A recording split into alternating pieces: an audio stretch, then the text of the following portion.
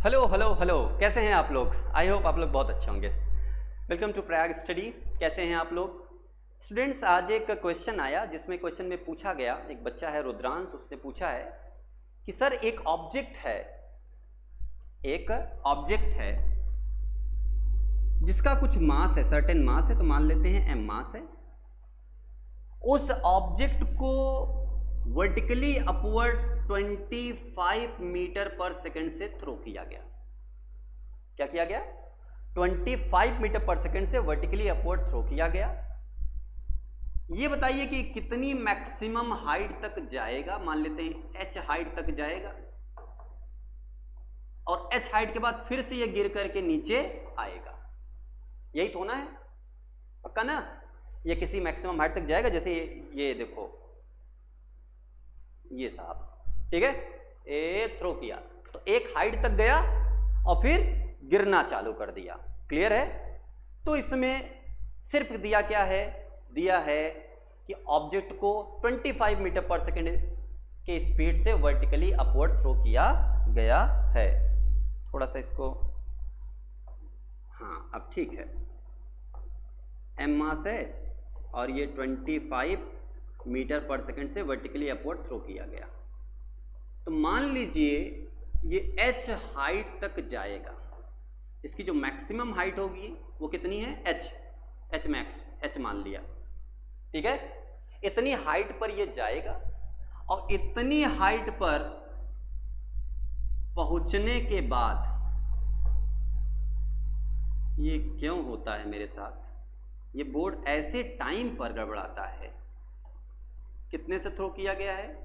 25 metre पर second. इतनी height पर पहुंचने के बाद ये फिर से गिरेगा और गिर करके यहां पर पहुंचेगा। इस क्वेश्चन में दो चीज पूछा गया कि आप h मैक्सिमम निकालें, नंबर 1, और प्लस आप ये निकालें कि टोटल टाइम ऑफ फ्लाइट क्या होगा। टोटल टाइम ऑफ फ्लाइट क्या होगा? टोटल टाइम ऑफ फ्लाइट, कितनी देर ये हवा में रहा, यानी ऊपर गया, ऊपर से फिर नीचे आया, ये टोटल टाइम t जो होगा ये भी फाइंड करके बताओ। ये क्वेश्चन है आपका, सिंपल सा। आइए इसको सॉल्व करते हैं, ठीक है। अगला पेज ले लेते हैं। क्वेश्चन आपको समझ में आ ही गया है। ये ऑब्जेक्ट है जिसका मास m है, 25 मीटर पर सेकंड से इसको ड्रॉप किया गया, सॉरी क्या किया गया? प्रोजेक्ट किया गया वर्टिकली अपवर्ड। मान लेते हैं ये इस मैक्सिमम पॉइंट पे जाएगा और ये इसकी हाइट है वो h हाइट तक गया। ये मैक्सिमम हाइट h मैक्सिमम मान, बोलिए h हाइट पर जाएगा तो यहां पे जाके एक बार रुकेगा तो इसकी फाइनल वेलोसिटी क्या हो जाएगी? 0। देखो खूब ध्यान से, थ्रो किया तो एक हाइट पे गया, वहां से गिरना चालू किया ना, तो यहां से मैंने थ्रो किया, जैसे जैसे ऊपर जा रहा है इसकी स्पीड घटते घटते घटते इस पॉइंट पर 0 हुई, और जैसे 0 हुई उसके बाद ये क्या करेगी? गिरना चालू कर देगी, फ्री फॉलिंग चालू कर देगी उसके बाद।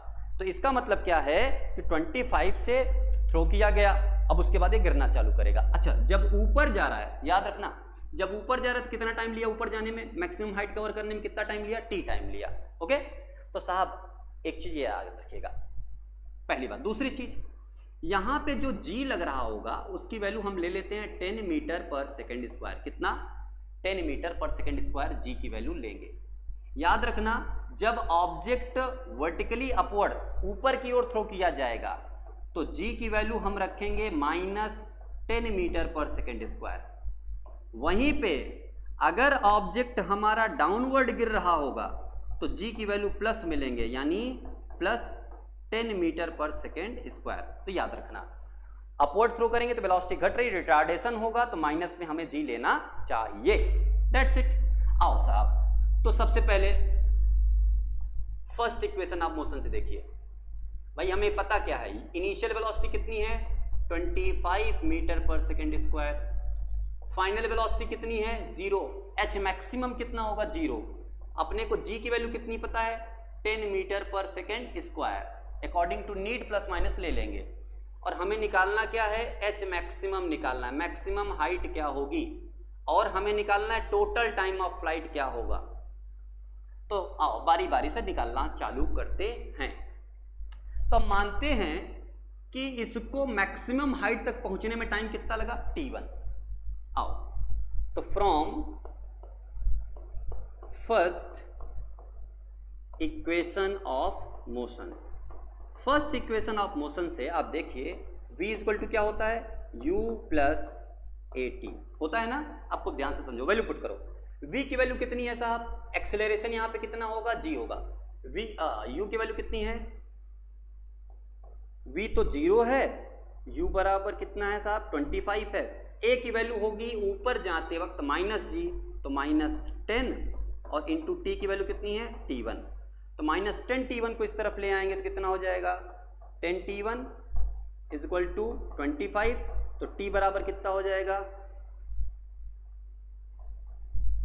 एक सेकेंड, 25/10 ये आ गया 2.5 सेकेंड। कितना 2.5 सेकेंड इसकी वैल्यू आ गई।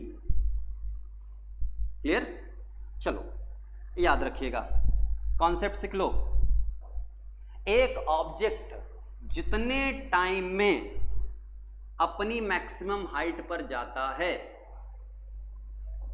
उतने ही टाइम में वो नीचे आएगा। अगर मैं बोलता 10 सेकंड में ये ऊपर जाएगा तो 10 सेकंड में ये नीचे आएगा, तो टोटल कितना टाइम तक हवा कितनी देर तक हवा में रहेगा, तो 10 जाने में और 10 आने में, तो 10-10-20 सेकंड ये किस में रहेगा, हवा में रहेगा। समझ में आया ना। वैसे ही अगर इसका टोटल टाइम ऑफ फ्लाइट अगर हमको चाहिए होगा तो टोटल टाइम ऑफ फ्लाइट होगा जाने में टाइम प्लस आने में। हमें पता है कि जितने टाइम में ये जाएगा उतने ही टाइम में आएगा, तो नो डाउट जाने में अगर ये टी टाइम ले रहा है तो आने में भी कितना टाइम लेगा, टी टाइम ही लेगा। मान लो t1, तो t1 और t2 क्या होगा, बराबर होगा, तो t1 को भी t मान लो और t2 को भी क्या मान लो, t मान लो, तो t प्लस टी कितना हो जाएगा 2t। तो टोटल टाइम ऑफ फ्लाइट होगा 2 इंटू स्मॉल टी, जहां पे ये स्मॉल टी क्या है, मैक्सिमम हाइट तक जाने में लिया गया टाइम। साहब तो टाइम तो निकाल लिए, तो t बराबर हो जाएगा 2 इंटू 2.5, ये आपने निकाला है, ये आ गया 25.0 सेकेंड। तो टोटल टाइम ऑफ फ्लाइट कितनी देर ये हवा में रहेगा, हवा से बातें कितनी देर करेगा साहब, 5 सेकंड तक ये क्या करेगा, एयर में रहेगा। उसके बाद ये कहां जाएगा, नीचे आ जाएगा। जब इतना आपने निकाल लिया तो अब आपके लिए कुछ बचा नहीं करने को साहब। अब आप क्या करेंगे, हाइट निकालेंगे। तो h मैक्सिमम, आप सेकंड इक्वेशन ऑफ मोशन पढ़ें, h इज इक्वल टू क्या होता है, ut plus half A T square. एक काम करो, आप इसको नहीं, थर्ड वाला यूज करो, v square is equal to u square plus 2g 2as। ध्यान से देखो, मैंने थर्ड ही क्यों यूज किया, क्योंकि इनिशियल वेलोसिटी फाइनल वेलोसिटी दिया है, एक्सेलरेशन पता है g, इसलिए मैंने ये यूज किया, ज्यादा आसान पड़ेगा कैलकुलेशन। क्योंकि v अपना क्या है 0, तो 0 का स्क्वायर करेंगे 0, तो कैलकुलेशन आसान हो जाएगा, निकलता सेकंड से भी, लेकिन इससे आसान हो जाएगा साहब। तो देख लो v कितना है 0, 0 का स्क्वायर, u कितना है 25 स्क्वायर, ऊपर जा रहा था ना, हाँ साहब ऊपर जा रहा था सर, तो प्लस क्यों ऊपर जा रहा था तो माइनस हो जाएगा 2 इंटू 10। भाई 10 आप माइनस लोगे ना, ऑब्जेक्ट अगर ऊपर जा रहा है तो जी की वैल्यू माइनस में रखोगे तो प्लस माइनस माइनस नहीं हो जाएगा। और एस मतलब ये लीनियर डिस्टेंस डिस्प्लेसमेंट कितना है, वो एच मैक्सिमम मान के रखा है हमने, तो लिख दिया एच मैक्सिमम। तो चलो इसको इधर ले आओ, तो 2 इंटू 10 कितना हो जाएगा 20, लिख लो एक बार, 0 इज इक्वल टू 25 जा 25 का स्क्वायर जो होता है वो 625 होगा। कितना होगा 625 माइनस 2 इंटू 10 कितना हो जाएगा 20h मैक्सिमम। इसको इस तरफ ले आओ, तो 20h maximum is equal to 625। तो आपकी h मैक्सिमम जो निकली वो निकला 625 डिवाइडेड बाई 2, इतना मीटर आपका क्या आ गया। अब ये कैलकुलेशन तो आपको आना चाहिए, सॉरी 20, इतना आपको आना चाहिए, ठीक है।